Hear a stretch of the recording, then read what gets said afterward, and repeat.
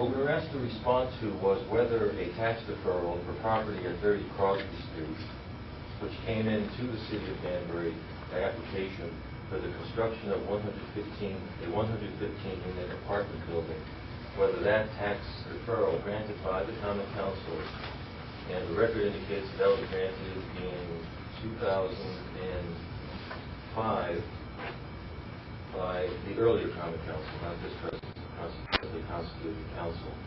That tax deferral was granted in 2005.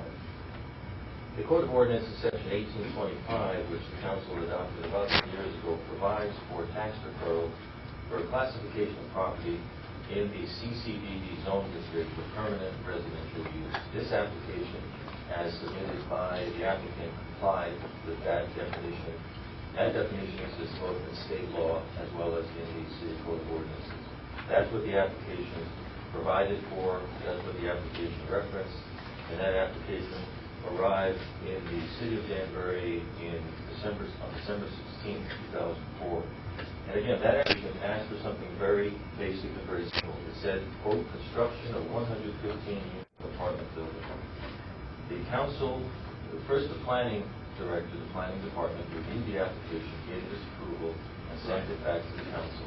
The Common Council, as required by charter, received that, by ordinance, received that, they reviewed the recommendation, and they acted to approve the application based on recommendations of the planning director and the council's office.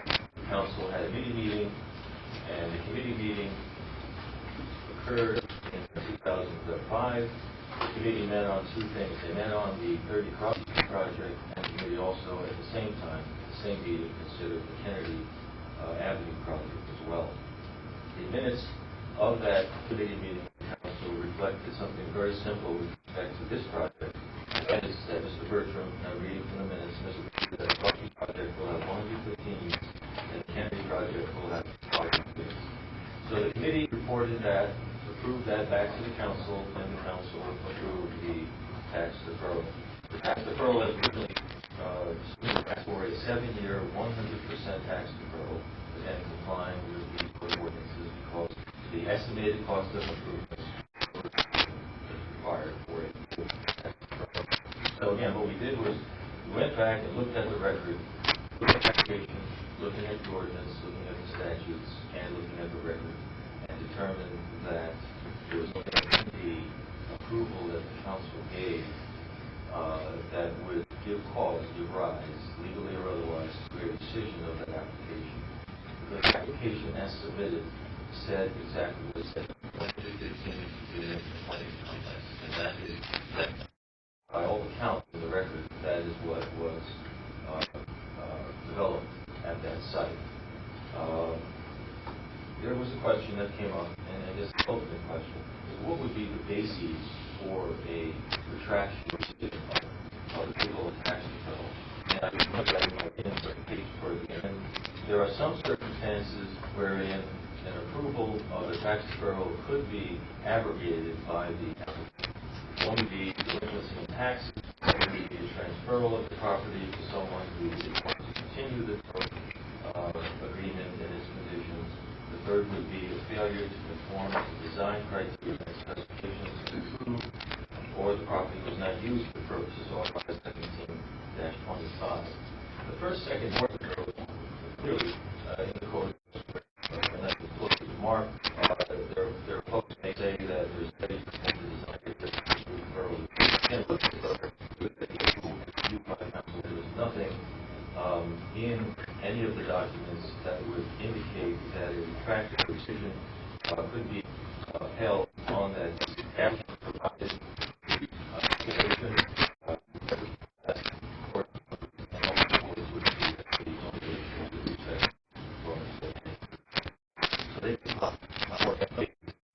and we still find no basis for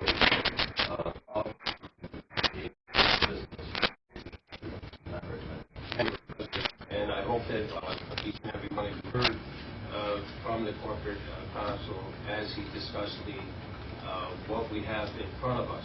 So in that light, what we'll do next is your notice is to have Mr. Bertram speak to you, and along with that, he had a PowerPoint presentation that he would like to present approximately 10 minutes, and I think it's important that you look at the patient, and I think that you'll be very happy you're going to see. So, Mr. Bertram, if you'd be so kind to take the floor. Thank you. All right, let's see if we can kill the lights.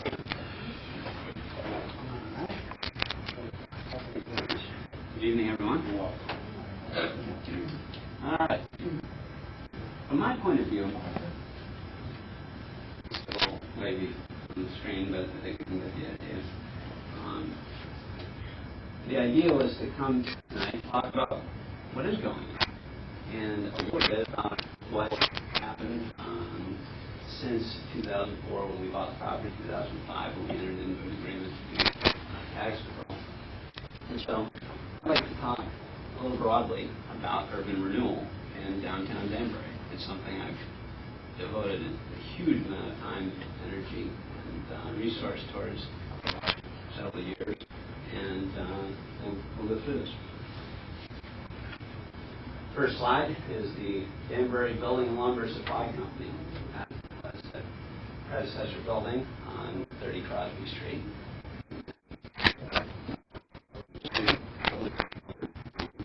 I wanted to speak more broadly.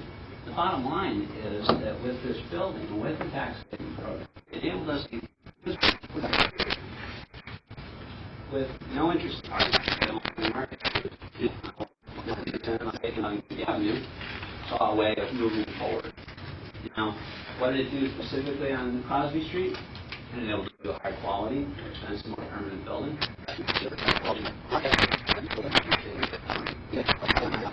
Now, there are stuff going on, and they have situations they couldn't renovate existing market because they couldn't afford to take anything offline. There were gyrations in which the deals were made themselves for temporary housing for the students, and situations where units that were typically double, they were tripling, and all these things were just a sign of a tight supply. We're all from the area, as we know. This house comes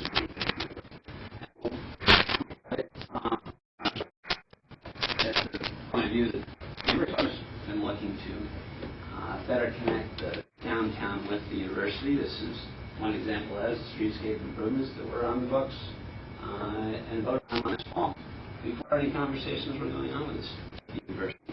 And so we looked at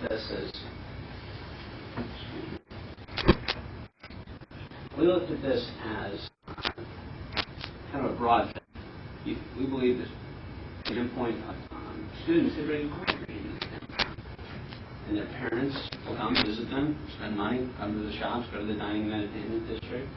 The shuttle that the university has agreed to have stop the building will serve as a way of connecting the campus to just put more money in community with the downtown. And so, as a board, the point that I haven't really been out there talking about is that from our point of view, taking a step back, this is a 700-year endeavor of urban renewal. This site at Crosby Street was phase one of a many-year process, and one that involves a fair bit of risk and a fair bit of effort to realize. And so, what is best for this building, given the needs of WestCon, given the desire to better connection with the downtown. Personally, I've heard about this idea. Basically, I'll get you with the slides showing the interface and the additional steps that we had to take to provide a competitive market offer for students. For instance, the possible here is that private students will see this something that hasn't been done last time, but this is something that is a very well-accepted practice. Universities are good at educating people and bringing on programs to actually educate their people and aren't necessarily housing. This is not specific to Westcon's housing shortage. And so we look at this as a competitive offering to the Western product offering. They have 2 residence halls that have apartments right now. And basically, we tailored the Brookview Commons offering to, let's see on this next slide, to address what a student looks at now when they say, okay, we're going to address the apartments. We're going to see what do we have available. We have these 2 residence halls typically get taken early on when the bid process goes through for the Western students. And so we wanted to show them how there was one-to-one offer. Now, excuse me.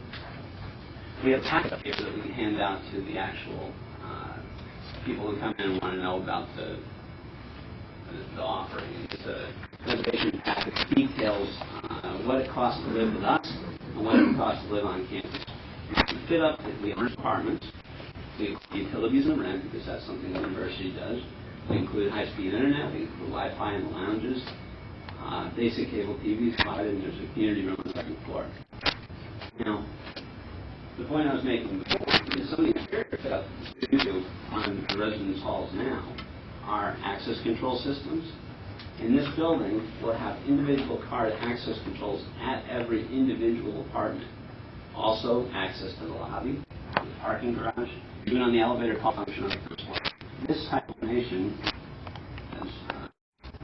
takes a lot of time to get right. Security systems, extensive camera surveillance, emergency phone, that kind of thing. It's a smart building, highly efficient, using pumps, open windows, HVAC system, the elevators, first of their kind, trash chute, compactor, laundry facilities, vending machines, all that kind of thing. I think one of the things that has come back to me in conversations with people is some concern about the management of the building, things in the environment, and how are we going to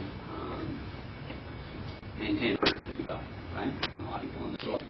To that end, on an initial pass, we brought in consultants, actually, who work on private student housing around the country, apartment buildings like this, and design a plan. We have 50 employees who live on the 3rd floor of the building. We have 6 residential assistants who will live on floors 2, 4, 5, and we'll have our maintenance crews coming in, doing physical inspections on every unit, making sure that it's interesting to know, where does this fit with Westcon's offerings? Basically, we're trying to position it as a progression. On the university campus right now, it's very managed, I would say, with their resident directors, their RAs, their program. We're looking to be incrementally more independent. Now, there's a list of rules and regulations, and like I say, I brought all these packets that everybody's interested in getting into the guts and seeing what has been formed up for the individual students.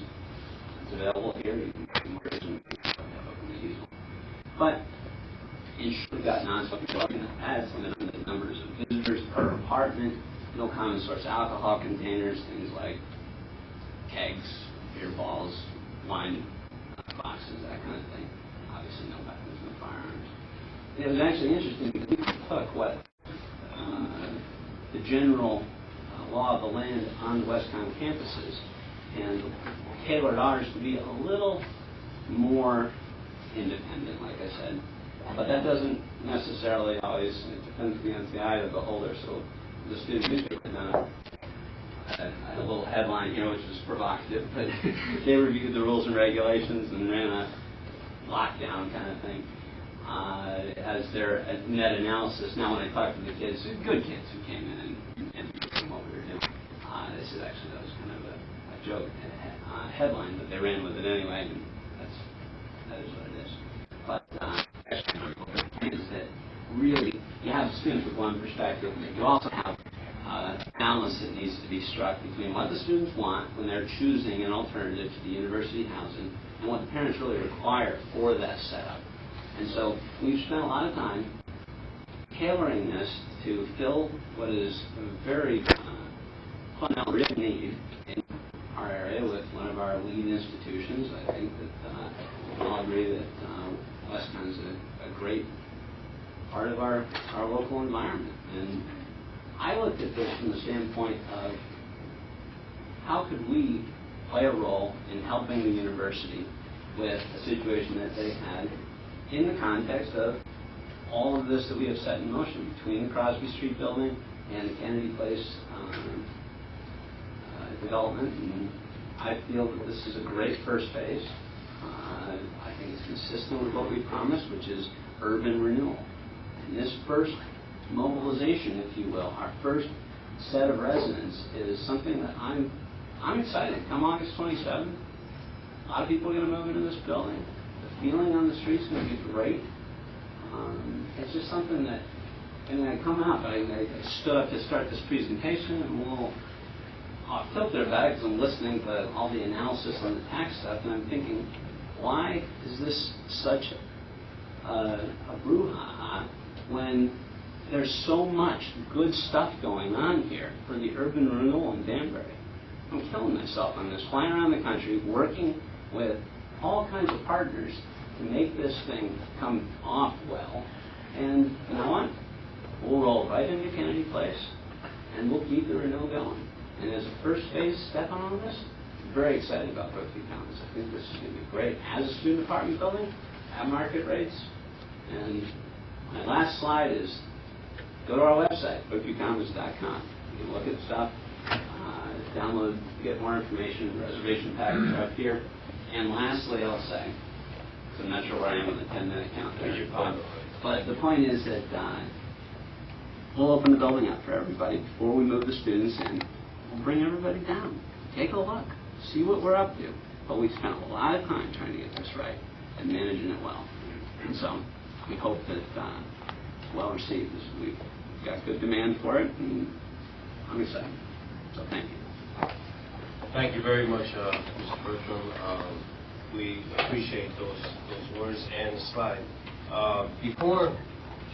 Before I would ask if any of the petitioners would like to ask some questions, I'd like to call on a representative from Western State University, and Mrs. Amy Ott would say a few words with regard to the position that Western State University takes in this endeavor. At this time, the president of the university is out of the country, so we're lucky to have Beth, and she will speak very few words, I'm sure, but right to the point, okay? Please, and I thank you very much. Thank you. And I convey regards on behalf of President Schmatter. From the university's point of view, our primary mission is to educate individuals, and what we have been finding in recent years is that there are many deserving students who have applied and been admitted to Western and are unable to attend because they cannot secure affordable housing in the area. We've had waiting lists over the last several years. We have used hotels. We have tripled students. We have a waiting list today of 260 students today. As of today, we still need to enroll another 400 students yet, and we expect to do that. So from our point of view, as we look at housing, in order for us to fulfill our mission to educate students and put them in the workforce for the state of Connecticut, we know from experience that they have to find housing here or they don't attend. And we've heard heart-wrenching stories from the students who've been admitted and accepted, paid their deposits, and then in the end don't come to Danbury because they can't find housing. So we forecast out, you probably read recently our master plan, we forecast out where we want the university to be by 2015. We actually see a shortage of 900 beds for our students over the next decade. So from the university's point of view, we're absolutely delighted that the private sector is coming up with solutions that will enable more students to come to Western and be educated and gain their degrees and get to work in the workforce. I guess that's it in a summary, and I'm happy to answer any questions. Thank you very much. I appreciate that.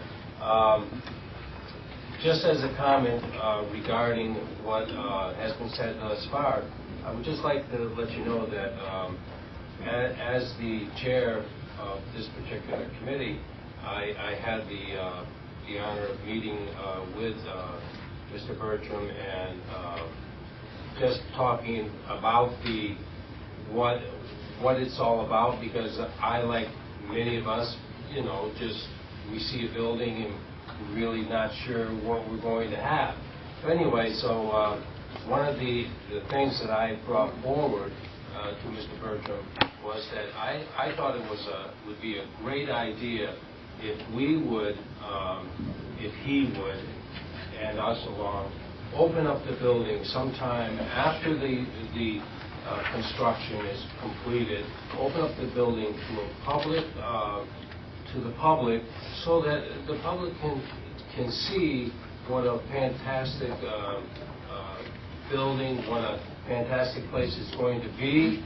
And it really, if you think about this, I was fortunate enough in my pre-doctoral studies. I was at Southern University in New Haven, and many times I also went over to Yale University for some of my studies. And I have to tell you that when you have a university, and in this case in New Haven, too, basically right inner city, it makes a difference in terms of revitalization of a downtown area.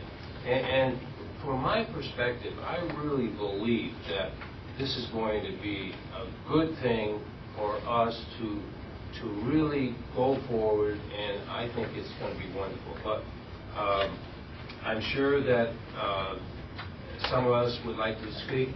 We have Mayor Bowden. I think that Mayor Bowden would like to also speak. And would you like to do that now, Mayor? Sure. I really hadn't planned on saying anything. I guess I think that I appreciate all the work that Pinner has done, that Mr. Bertram's done, that Beth Amy has done from WestCon. And I appreciate the concerns of those folks that have asked for this ad hoc committee. I think it is important that this issue be discussed and be vetted, because we want to be clear as to what we're doing out there, and what we're not doing out there sometimes is more important than what we are doing out there, because misconceptions fly and things get said that aren't necessarily true. In terms of, let me just address in terms of the issue of tax deferrals for residential housing in terms of public policy.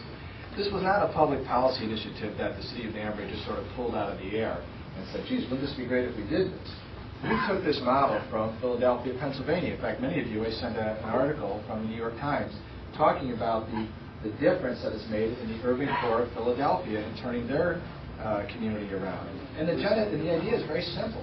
If we are to turn our downtown around, which everybody in here wants, everybody has ideas and thoughts about it, you have to change the economics of the people that are downtown.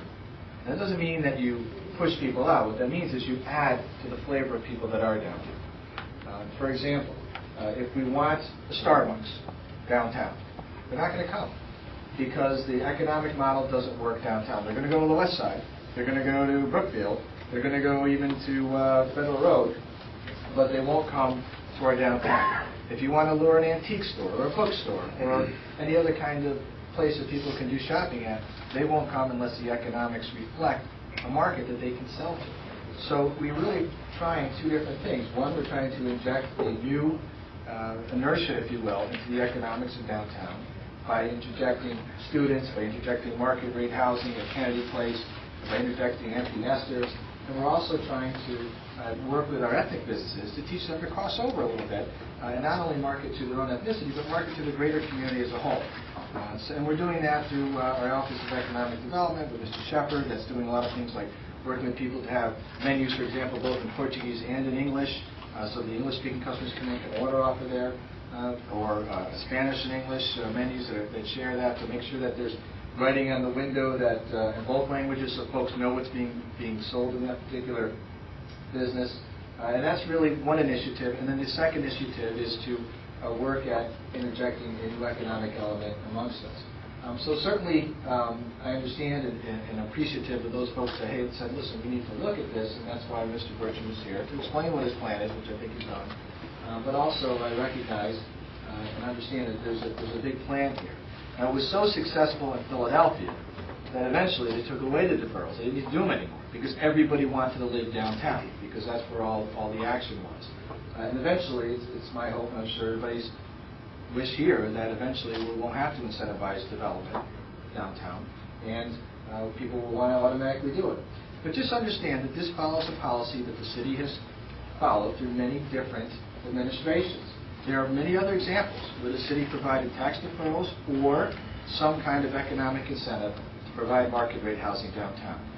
Liberty Place, Mr. Davon's place, the city gave a developer a property for $1 to build condominiums. Now you could argue that that property might be worth $700,000 or $800,000 if you wanted to build condominiums there. The city very wisely gave property to Mr. DeSelva to build Maple Avenue, to build market rate condominiums. Actually, there's some affordable units in there as well, but they're more affordable, and Danbury is $220,000, so that's an issue. That, you could argue, was a very similar economic incentive to do that. The city partnered on an ice rink downtown to interject economic development within our city center. We gave the property away for $1. We deferred the taxes on the ice rink. They don't pay taxes right now. And it also cost us about $4 to $5 million out of pocket to finish the ice rink, which we just finished paying off over the last 3 or 4 years. And it's right, we should have finished the ice rink because we were so far along in it, we had to do what we had to do. It was a good decision by the city. I'm not being critical. What I'm saying is that these were decisions made that were solid decisions that have helped change our downtown. And this is simply just an injection or an extension of that decision making. And that's really the genesis of this and where this came from. And certainly there may come a point where we don't need to offer deferrals for people to develop property downtown. That certainly would be something positive for all of us. Let's also remember that the tax fixing agreement that Mr. Bertram signed provided, for example, that the Kennedy Place site, the old Amphenol site, will continue to pay the taxes it's always paid. People said, well, we lost money here. We didn't lose anything. They paid approximately $100,000 a year, $115,000 a year, and it will continue to pay, and that was with the building on it, and Amphenol working there, and it will continue to pay $115,000 a year until year 7, and then the deferrals roll off and we collect our full amount, whatever units have been developed and brought online based on their COs. Same thing at Crosby Street. They paid approximately $25,000 a year. That site will continue to pay $25,000 a year. So it's important to note that we didn't lose anything. I've heard statements, well, we lost millions of dollars. Folks, the deferrals leverage the development. Without the deferrals, there's no development. So you didn't lose anything, you gained something. And some mayor 7 years from now is going to have a windfall. And we're going to say what a great idea that was, that we're able to collect all those taxes on this property. Just like I'm benefiting from, or the city's benefiting right now from GE and other properties that we gave deferrals for economic development. They roll off, they come back on the tax line. So that's kind of the genesis, and that's really, didn't really plan on saying anything, but just want to, Mr. Chairman, thank you. Thank you, Your Honor. Appreciate your comments. At this time, I would like to open it up to the petitioners. If any of you would like to speak to the issue or to ask questions of Mr. Bertram, I certainly would hope you would do so. And Councilman Sadi, would you like to address the committee or Mr. Bertram? You have our pleasure. Gentlemen, thank you, Mr. Chairman, and thank you for holding this meeting and Mr. Bertram making a presentation. I think one of the misnomers that has to be put aside here is that people on both sides of this issue have tried to make it about students living there, about WestCon students. I'm a WestCon alum. I've gone back to many events at WestCon. The university has greatly expanded and is doing wonderful things, and in no way is my signature on the petition asking for this ad hoc questioning the need for housing or the need to build this particular development for students. For me, it's a much more narrow question about the issue of these tax deferrals. Some people refer to them as giveaways or tax breaks. Loss of future revenue, not loss of existing revenue. I understand that, Your Honor. And so I want to put aside the issue of the students, because whether there is this deferral going forward or not, whatever the committee and the council does or what it can do legally, the building is there, students can move in, hopefully, and things will continue with the construction. The question for me was both a matter of policy as well as a matter of law, and I appreciate Corporation Counsel's written opinion that he rendered, which did lay it out quite well. And while, as an attorney, attorneys always say reasonable minds can disagree on things, but I do think that just as at the state level, there have been problems with these types of agreements or contracts concerning tax deferrals. For example, the state had a big problem with Credit Suisse and with Stanley Works and deferrals that the state had given, and then reviewed all those after the fact, saying, how can we change this going forward? Not to eliminate deferrals, but to structure them in ways where those receiving the benefits of them are held to tighter parameters based on what the understanding was, the spirit of the agreement. And I want to go back a little bit to talking about when this ordinance passed. Yes, the statute's been in place for about a decade or so, maybe longer, but the ordinance in Danbury that this particular deferral grows out of was only passed in 2004 or early 05, but went through a process in 04. And during that, the minutes referred to market rate housing, the statements in the public refer to market rate housing, and the statements before the committee and refer to market rate housing. Now, I understand, from a legal standpoint, you have to look at the four corners of a contract and an agreement, and the words of the ordinance. You can't read a bunch of things in there that aren't there. You can interpret ambiguous things. So I appreciate the legal limitations here. So I have a couple of questions and then also a couple of requests of Corporation Counsel, maybe the administration, to address. And before I proceed with that, just through the chair, if I may, to Mr. Bertram. Certainly. With regard to the presentation of the rules and regulations that you said will be in place, I understand that that's understandable, absolutely, for students. But the question is, if it's also going to be a building that's open to those maybe who need starter apartments or people of more limited income to move in, are they going to be subject to those same rules and monthly inspections and things that may not be the most attractive for individuals to rent apartments, but may be entirely appropriate for students?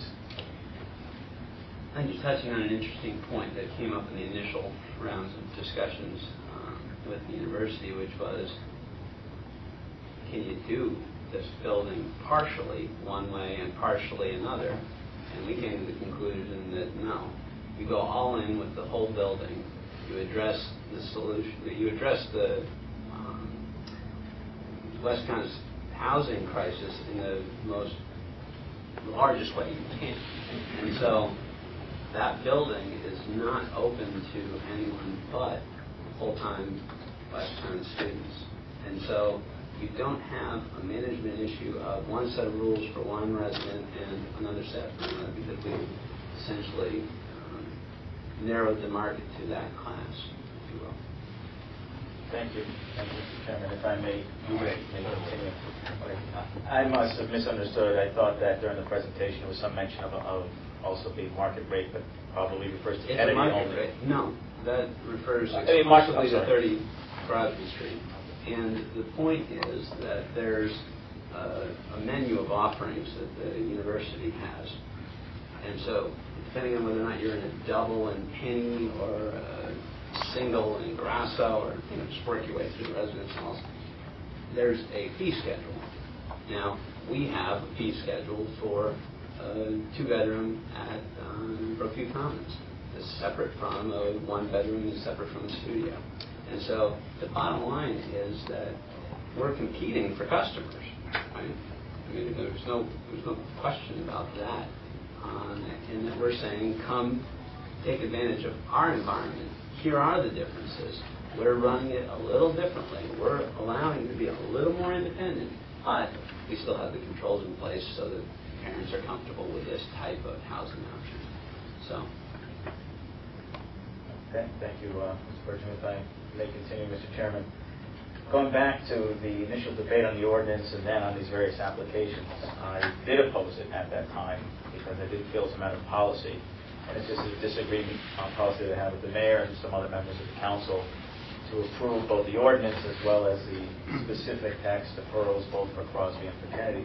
That being said, understanding some of the legal limitations that we have with regard to drafting, I'd like to ask Corporation Counsel through the chair, if I may, based on the state of Connecticut's history with having to address this issue and companies and going overseas or not producing the jobs they said they would or expanding the way they said they would, but large loopholes in their contracts or agreements, is there a way that the city can go forward in other projects with tightening up these agreements overall so that the language is a little more clear to council people as to exactly what the applicant will need to do and what penalties would be there if the applicant didn't do those things. For example, if we chose to say market rate housing for families and somehow define it pursuant to statute or whatever that may be there, is there a way to do that, or are we very constrained by the existing statute and the definitions in it? Mr. Chair. Certainly. Yes, there are basically two ways you can do that. One would be, well, let me say first that the statute is very generic and broad with reference to permanent residential housing. It's a very simple classification, so the statute itself would have to be amended to make it specific at that level. The ordinance the one way it could be done is the ordinance could be amended to create more detailed exemptions or exceptions, if you will, and standards for permanent residential housing or any of the other classifications. That's done by typical fashion. The council reviews it, deliberates, and makes recommendations, and then ultimately amends the ordinance. The other way that this could be done is to provide in the contract, in the assessment deferral contract, for those kinds of standards. And that contract is really based off the Code of Ordinances, so ideally we'd like to see the two in lockstep. So you want to amend the ordinance and then use the contract as amended based on that amended ordinance. That would provide the council, future councils, with those standards. One other comment, I'm not sure if it's a way to resolve the problem, I suppose it could be, that when any tax deferral recommendation or agreement comes to the council can approve that deferral request, it can reject that with the standards and conditions and comments that it has, or it can send it back just for general comments, and those are the options that the council has.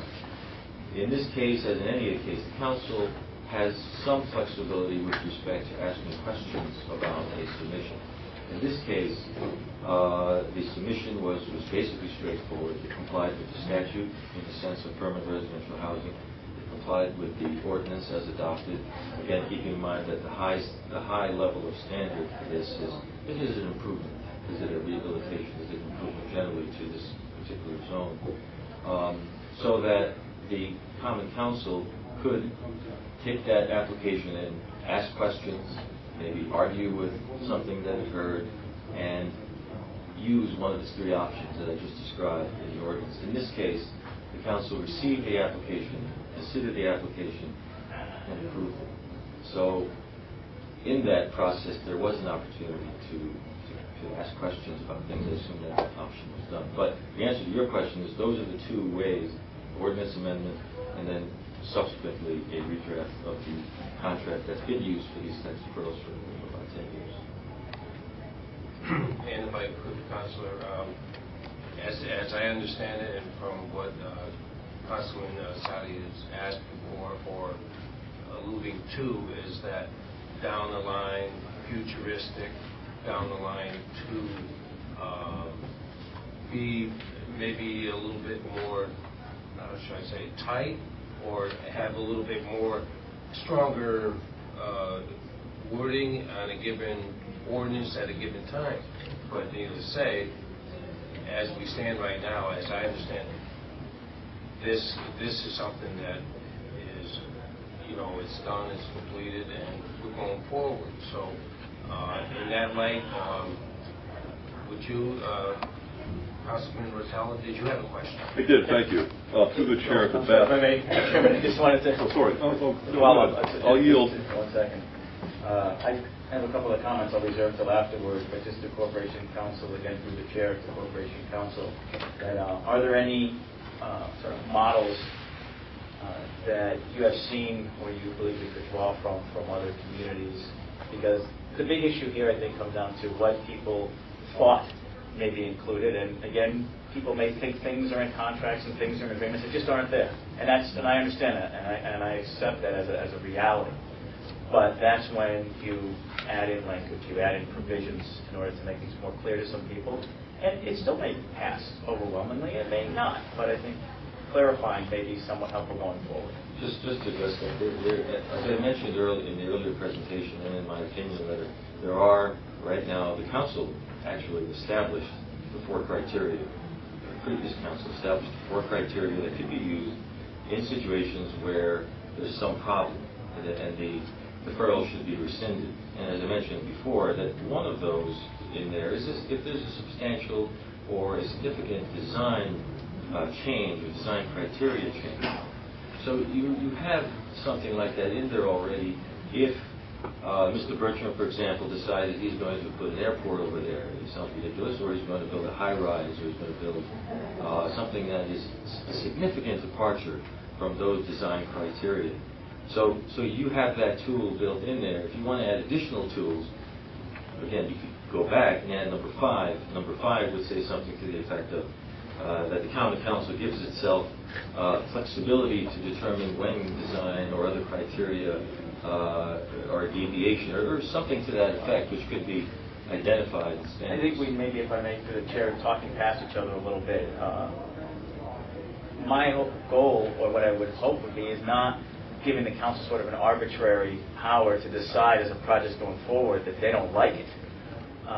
That would lead to problems with regard to one project and maybe not with another, and as elected legislative bodies, and possibly some arbitrary decisions.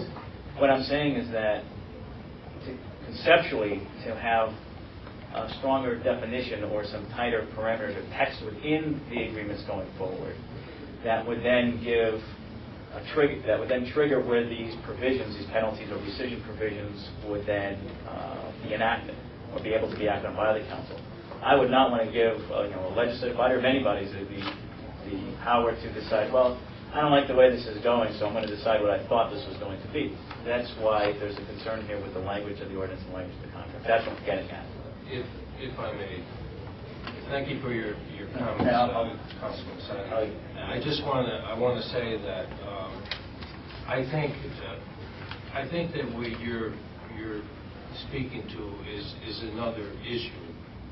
It's another issue that you might want to bring up at a later date, because I think the issue is not, at this time, is not the issue of speaking to what could have happened or what should have happened. The issue is for us to realize it's going forward, and we should understand that as we meet here tonight, that's the issue.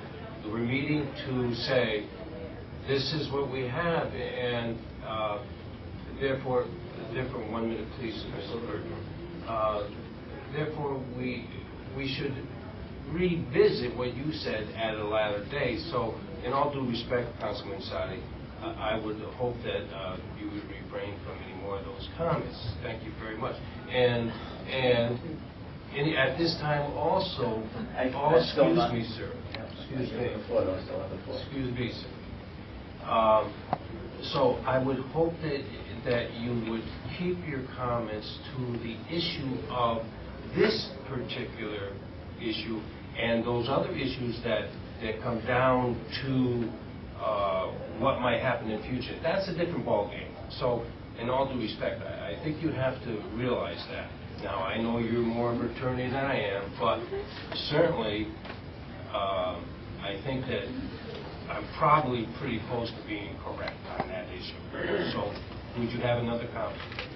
I do. And this council and other ad hoc committees, when looking at leases, and I have to respectfully disagree, Mr. Chairman, many ad hoc committees, particularly ad hoc committees looking at airport leases, not only dealt with the specifics of the lease in front of them, but there were significant problems with the time frames that the leases ran, how much the leases were for, and those ad hoc committees within the committee debated, discussed, and made recommendations for the council going forward to treat and review the leases in a different way. And that's what I'm getting at with regard to this ad hoc committee. Not only is it about this very specific and detailed nature of the project in front of us, but also how we got to the point where we are, and this disagreement with some members, but also how to remedy that situation going forward. And I think it's only looking at half of the puzzle if you only look at it with regard to the proposal, the BRT proposal 30 crossing, but also I think the other half is how do we remedy that because those issues grow out of this? That's my position. Thank you, Councilman Sadi. Again, before I call on Mr. Bertram again, I would just like to reiterate again that this particular committee, me as the chair, I feel in my heart that we really, one, we need to go ahead with completion of the construction. Two, we certainly should have a open house for the public to come in and see what's going on. And therefore, you know, my hope is that we would, at the end of this evening, we would have a continuation of this meeting, this ad hoc meeting, and that in the future we would come back and we would meet once more, and we would probably have more information and also probably seen it in a different light. So that's what I would hope. But I also know that Mr. Bertram would like to speak again. Would you like to, sir? Please. Since I'm here now. Please. I first would comment on the premise that the spirit of anything has been violated. Thank you. I'll leave it at that.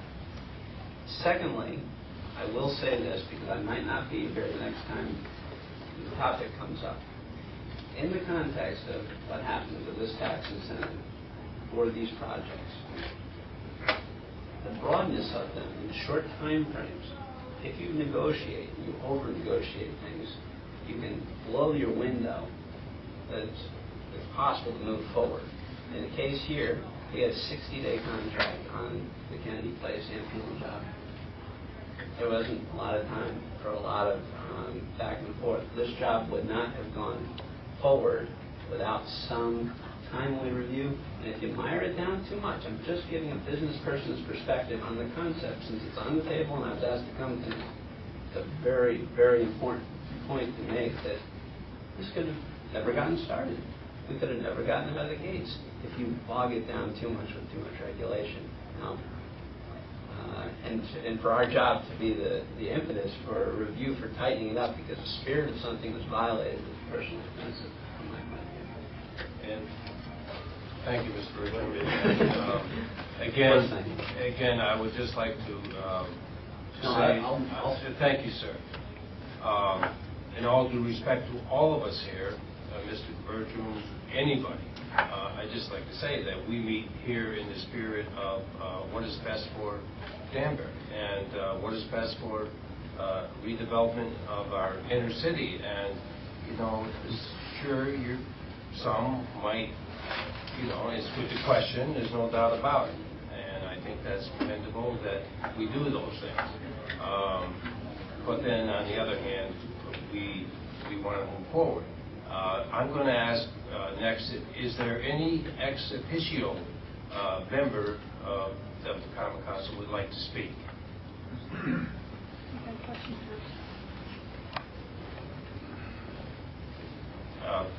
Councilwoman Bassel. I just want to ask one question because I see, now this is not year-round residents. This is just...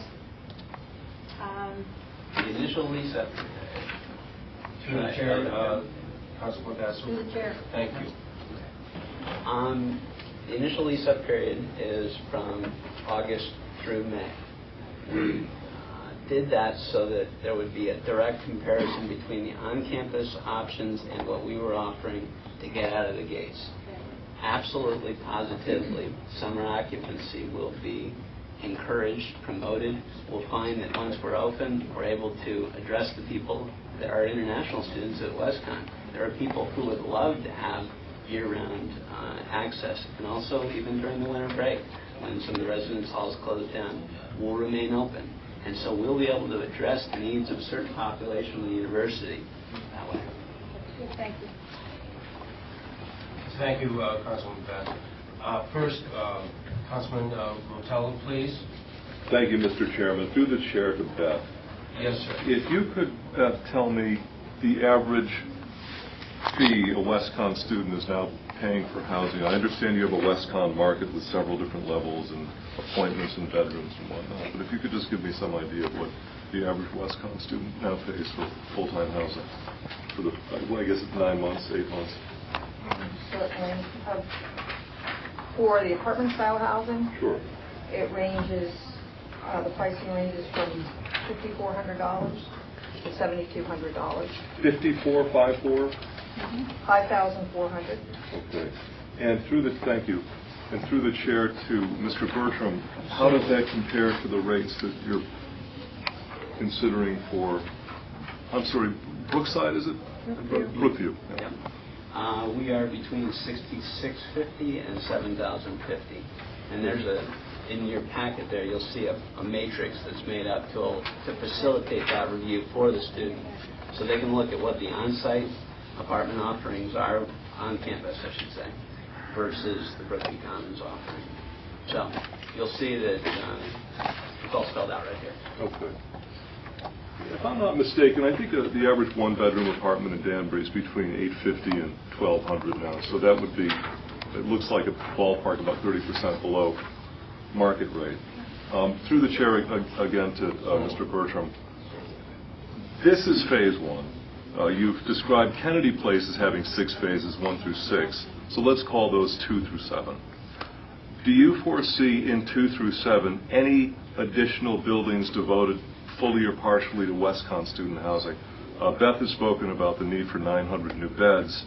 You're providing about, what is it, 175 with Crosby? No, it would be 115? No, in the low threes. 300. Okay, all right. So about a third of that. So we're still looking for another 600, and you don't foresee Kennedy providing any of those? No, my point of view on this was that this was the place where it was appropriate. It stands alone, it's by itself, it's a contained environment. At Kennedy Place, you have something that starts at the corner of Main and Kennedy and works its way back along Kennedy Ave to Rose Street and is a different market. And it's harder to segregate areas within that development.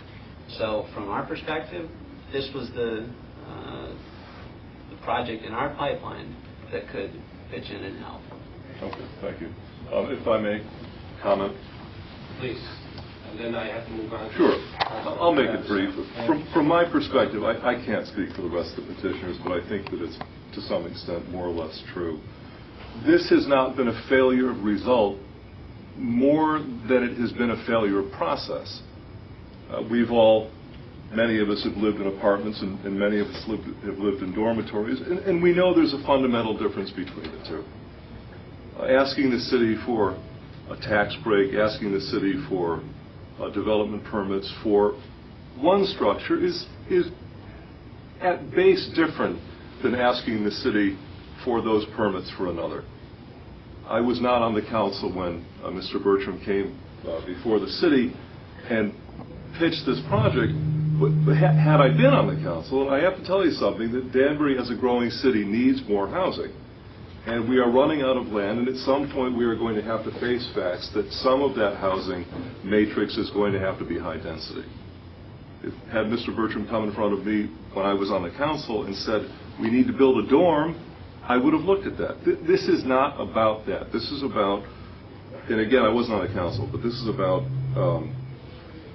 discussing with a legislative body a particular project and then having the project changed to some extent during the process of its construction. I have absolutely no ambivalence about the need for a dormitory, a high-quality dormitory in downtown Danbury. I think it's a great idea.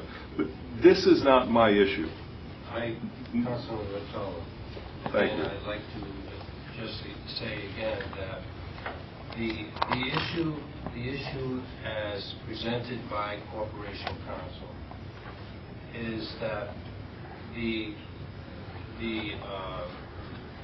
ad hoc committee and the following paperwork as generated from the planning department, as discussed and reviewed by Corporation Council, that we BRT, the city of Danbury, we are in total compliance. And again, I feel that I accept your comments, but I think, sir, that Councilman Ruffalo, I think that that's another issue down the line. And to think that one is trying to do something that wasn't given is absolutely incorrect, because Corporation Counsel, knowing that they do a terrific job, would not come before this committee and say what they said already if they did not investigate same. So we need to move on, and in that light, Councilwoman Haversack, would you like to speak? Actually, I have some questions. I don't have any comments, and I know that at this ad hoc committee, that's why we're here, because our questions about this can be answered. Would you ask the questions, Councilwoman Haversack? Yes, Mr. Chairman, I actually would like to know, on the approval of the tax deferral, the assessed value on one petition is $558,000, and that was in October 2004. On another, it's $1,112,000. Can somebody clarify which is correct, whether it's the 558 or the 1,112? And I am not sure how to answer that, other than that. With Corporation Counsel? Could you answer that, Corporation Counsel? Mr. Chairman, just I can relay to the committee that the agreement to defer the increase indicated an assessed value as of October 1, 2004 of $1,112,600. Is that what you're looking for? That is. Then, Mr. Chairman, if we could talk about the money, then what tax are we giving up? What is being deferred? How much? For 7 years. I can answer that generally through the chair, that the deferral applies to the improvements, not to the tax and the assessment that has already existed on the property. For example, the land and any existing improvements will continue to be assessed. The deferral applies to the new stuff, if you will, the improvements to the property. That's deferred over a period of years. So, through the chair, if the improvements are stated to be $10,200,000, what tax is being deferred? That entire amount? The assessor calculates the deferral over the 7-year period on that amount. That's the amount of the improvement. And as a fair market value, the assessor would take 7% of that and apply the mill rate and figure out the deferred taxes based on that 7%. So no taxes will be paid on the improvements for 7 years. Given all the conditions of the agreement, yes. Through the chair, the other thing about the ad hoc committee report on these deferrals, I believe both 1 Kennedy and 30 Crosby Street deferrals were done at the same time. And I believe they're quite different, and perhaps the Corporation Counsel should explain. I believe that with 1 Kennedy Place, the deferrals are with the actual purchasers of the units. And because 30 Crosby Street was an apartment building, I believe that deferral is with the developer. And if the Corporation Counsel could clarify that, because it wasn't very clear in the ad hoc committee report. Could you do that? Sure, I can Mr. answer Bertram? that. Sure. Please. The deferral is executed with the ownership entity on each parcel and is transferable to subsequent owners in the event of a condominium sale. Otherwise, it would stay with the owner of the parcel. Through the chair, are any of the units at 30 Crosby Street condominiums? No, that building is going to be operated as an apartment building exclusively. But there's no. That's the answer. No. And through the chair, the original approval had been for 45 studio apartments, 46 one-bedroom apartments, and 24 two-bedroom apartments. And I'd like to know how those 3 different types of units are being fitted out, whether they're for single occupants, 2 occupants, 3 occupants. We have the numbers in the original approval, but I'd like someone to spell out how those have changed. For instance, how many people would be living in a studio apartment? How many students would be living in a one-bedroom apartment? How many would be living in a two-bedroom apartment? Just before Mr. Bertram would address that question, Councilwoman Tapsack, again, I just wanted to reiterate once more that we are going to, hopefully, we are going to continue this particular committee until we have, 1, again, the construction completed, 2, that we have a public open house, and at that time, a lot of the questions, which are fine, a lot of those questions will be answered for when you see the actual picture, so to speak. One picture, 1,000 words, and in that light, again, Mr. Bertram, go ahead, please. We built exactly that unit mix, and so you have 45 studios, 46 one-bedrooms, 24 two-bedrooms. You'll see in the packet that a studio sleeps 2, a one-bedroom sleeps 3, and a two-bedroom sleeps 4. And through the chair, I know it's been a long time since I've had a student at college. I believe that usually there's a housing bill per semester. And I'm wondering if for instance, the 2-bedroom rental at Brookview of $7,050, is that per semester or is that for 2 semesters? That's for 2 semesters. And through the chair, is that amount divided by all 4 students, or does each student pay $7,050? Each student pays $7,050 for living in that unit, and that's inclusive of all utilities in addition to rents. Thank you. Thank you, Councilman Tapsack. Councilman Chinese, please. Again, to the chair, to Dan Bertram, just follow up on your past comment. So you're trying to tell us that it costs $21,000 per year to rent a 2-bedroom apartment in Brookview? What you have, no, because if you're using the word to rent, right, that implies that it's just a rental fee. Because it's the rent plus utilities, that's a significant inclusion with other certain services as we described in the slideshow. And there's more of this detail in your packet, but inclusive of utilities and rental and those other things, yes. It's still $21,000 per unit for people, regardless of rent, utilities, or whatever you want to call it. It's a market rate offering that if you look at the matrix and you see what's available at the university for an apartment, right, it's the same. This is a one-to-one comparison. Again, follow up. On one of the comments you meant that that's going to be a student dormitory. Is that your intent? I actually never said a dormitory. This is a student apartment. Student apartment living room. Maybe. Is that your intention for the history of this building? Past the 7 years? That abatement? Is this going to be a continued dormitory or student-style living?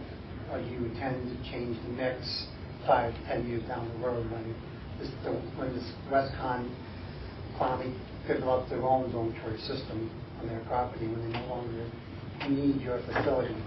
Would you plan on changing this back to regular apartments at that point, or this is always going to be this mix? It's our intention to open this as a student apartment building and keep it the same, but market forces are always in play. If the university were to build 1,000 units 5 years from now that affected the market then we would adjust to that. So, but it's our intention to run it as a student apartment building. Continue following up. Again, to the Westcon representative here as well. One of the reasons why you looked for additional housing was that you have a shortage. Is that once this facility opens, will you be closing any of your dorms, remodeling? For the upcoming academic year, we plan to close Fairfield Hall for extensive renovation. Fairfield Hall has 125 beds. It will be offline for 1 year and then reopen the subsequent year. And the plan was to take those 125 beds and probably offer them through this facility as well? Well, the university is just marketing the university space, but it was certainly an easier decision for us to make, knowing that there was alternative housing for our students to go to. We don't want to close housing, and as a result, 125 students can't come to Westcon, right? We're still fearful that there's a shortage, even with this new apartment complex coming online, however. Continue following up. And back to Dean Bertram, what contingency plans do you have in place if you don't fill the dorm, the student living?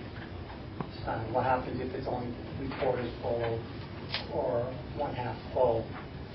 What contingency do you have in place to subsidize the remaining open space, since you can no longer mix uses? Well, number one, I believe that this will be well received. It's a brand new building with higher amenities and finishes, but not through the inside. So, number one, I guess you're running contingencies out on everything. In this regard, I look at the contingencies as more just enhanced marketing until we fill it. We'll open for this fall if we have to keep working to fill it for the spring term because we don't quite make the whole thing. We'll keep making the case to the population and the student body. There are, I think, enough units that the university has to offer that I think we can favorably compare to that I'm not concerned about that contingency. Could you limit it, if you would, to one more No question? question. Thank you. No, Because I have to give the committee members on my right and my left the chance to speak too. for security, since this is not on Westcon property, the ultimate security rests with the city of Danbury as far as police protection. Is that, I mean, the corporation council, would that be true? Who oversees the security of this building? Anybody can answer that. Yeah, I think I should, since we've done extensive planning and design of the building to address that very question. And it is something that I will defer to the tour to some degree to bring it more to life for you.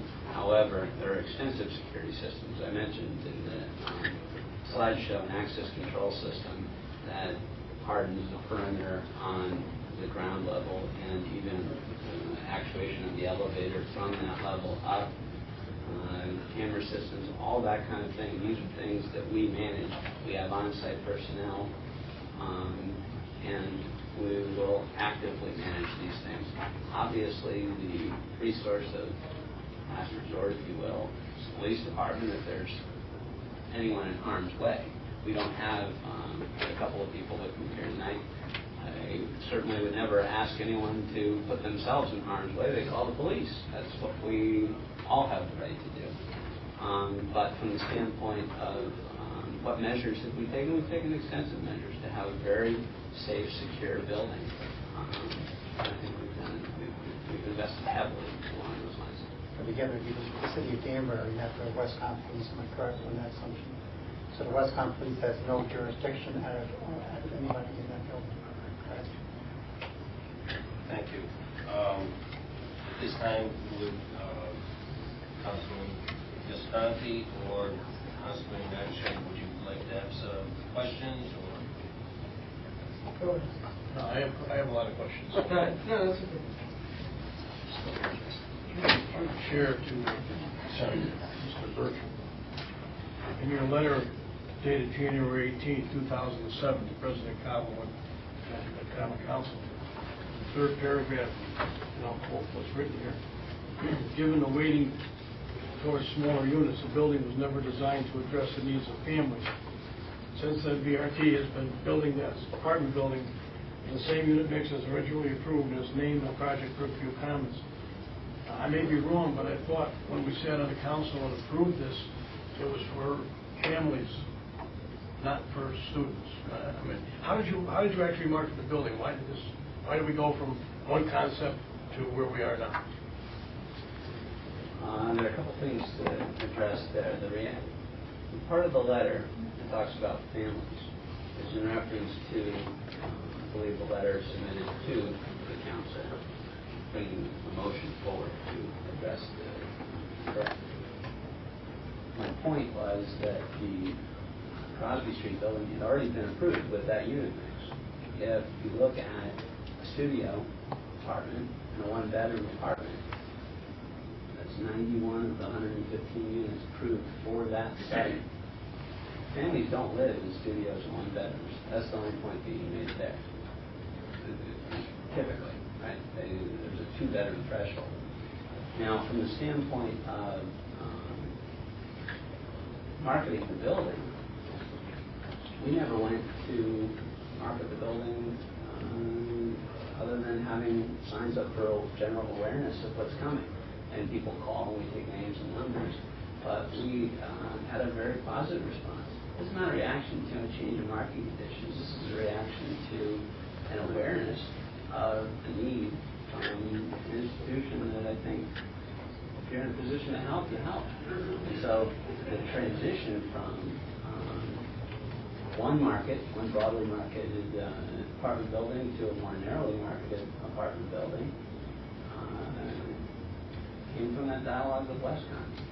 And I stand by it. I think it's the right thing to do. And if I might interject also, is that when the Corporation Council, as they presented their ruling, it is well, as we understand it, it's well within the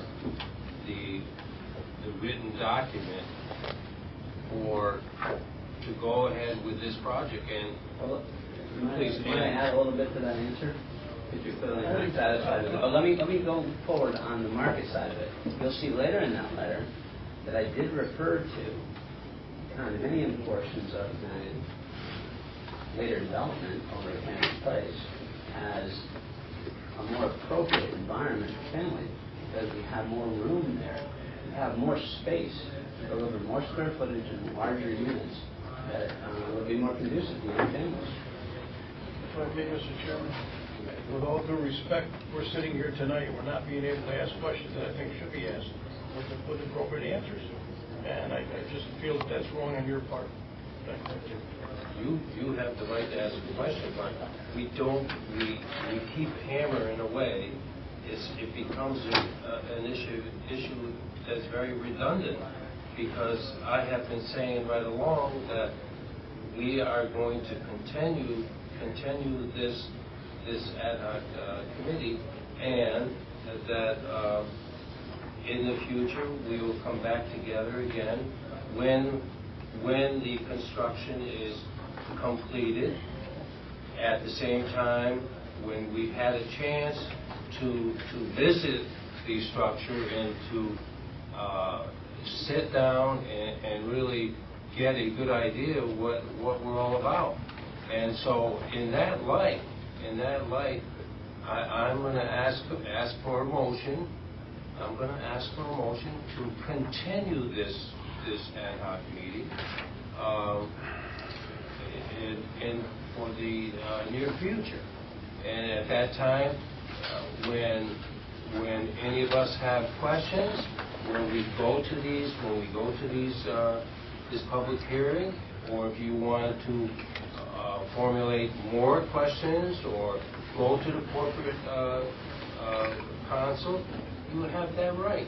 But in all due fairness, Councilman Visconti, we have had a more than fair number of questions directed toward Mr. Bertram, our corporate counsel, and,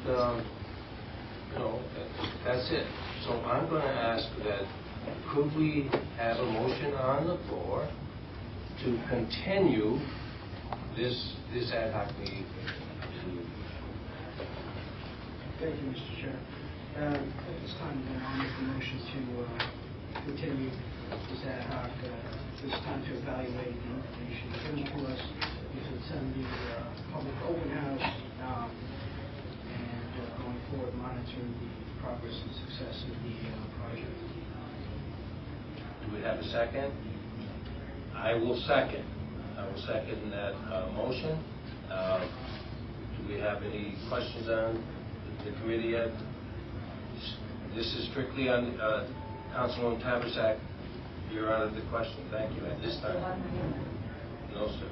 No, ma'am.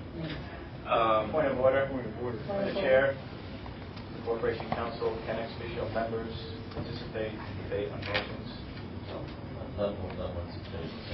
Can there be a point of order? Point of order? I was, my understanding that, and I'm going to hold to it as the It's chair, just a point of order, Mr. of Chairman. this meeting, when there is a vote, and there's a motion made and a second, the only people that will discuss that issue is the committee. Point of order? Therefore, is there any discussion? There's a point of order, Mr. Corporation Counsel. There's a point of order, Mr. Ryan. I simply want to know if you are continuing the meeting because you feel that enough questions have been asked already. I'm asking why you're continuing the meeting and not allowing more discussion. We've had. You feel so it's how many times? completed? Excuse me. First of all, the issue comes down to Councilwoman Taversack. At this time, I'm going to tell you one more time. That is it. You are not involved in this. Absolutely. Okay, that's it. Any question? Okay. All in favor of the motion to continue this ad hoc committee at a future date? All in favor, please say aye. Aye. All that might be against? Not mine, I am. Good. Okay, the motion passes, and we will continue. So there'll be another opportunity. That's Motion to wonderful. adjourn. Lynn, the amount will be approximately $1.2 million, but you adjust for inflation, you adjust for valuation of property, you adjust for no increase, if it's on 5, that's for just for cost.